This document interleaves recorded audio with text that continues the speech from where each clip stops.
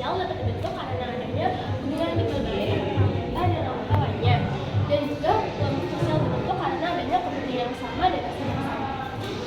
Terus, apa perbedaan antara kelompok primer dan kelompok sekunder? Kelompok primer itu adalah kelompok yang ukurannya relatif lebih kecil, mempunyai hubungan yang bersifat lebih intim dan dekat. Contohnya seperti keluarga dan teman dekat. Kalau kelompok sekunder adalah kelompok yang hubungannya tidak terlalu akrab dan itu bersifat formal, ya seperti rekan kerja. Terus, bagaimana kelompok sosial mempengaruhi perilaku individu? Kelompok sosial dapat mempengaruhi perilaku individu karena kelompok sosial kan berinteraksi, saling berinteraksi dan komunikasi. Makanya dari itu kelompok sosial dapat mempengaruhi perilaku individu.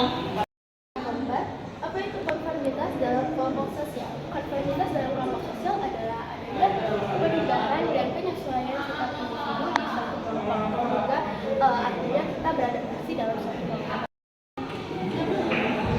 Menurut kamu, bagaimana cara menjaga solidaritas dalam kelompok ketika ada perbedaan pendapat?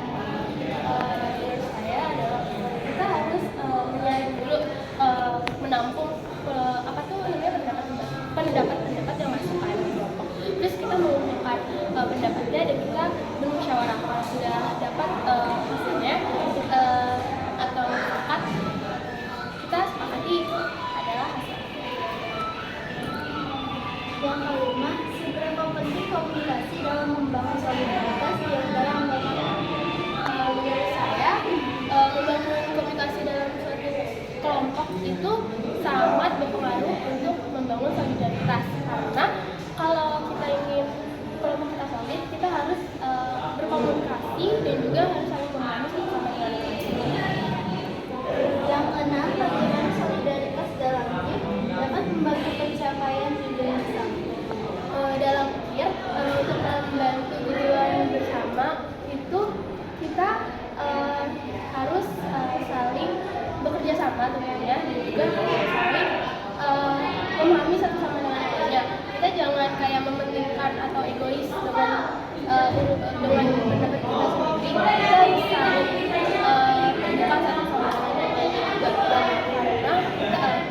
karena solidaritas itu sangat penting untuk suatu kelompok untuk mencapai tujuan yang sama, untuk hasil yang kita inginkan.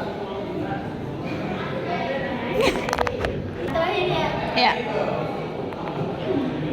udah.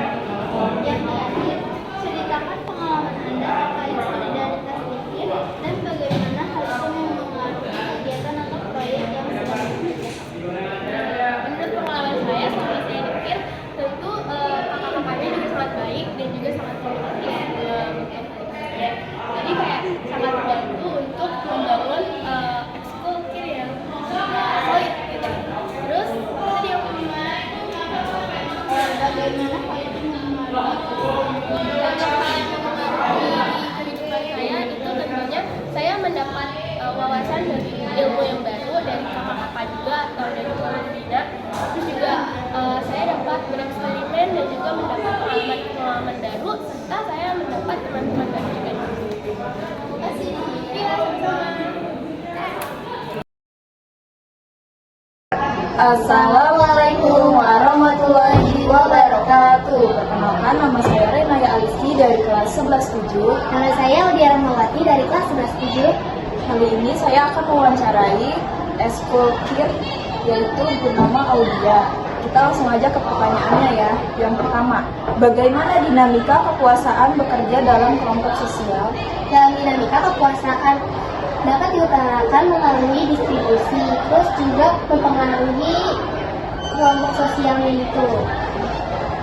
Oke, yang kedua, apa efek dari konflik dalam kelompok sosial itu? Konfliknya itu kayak ketegangan antara anggota, terus juga bisa berpengaruh juga pada eskul itu.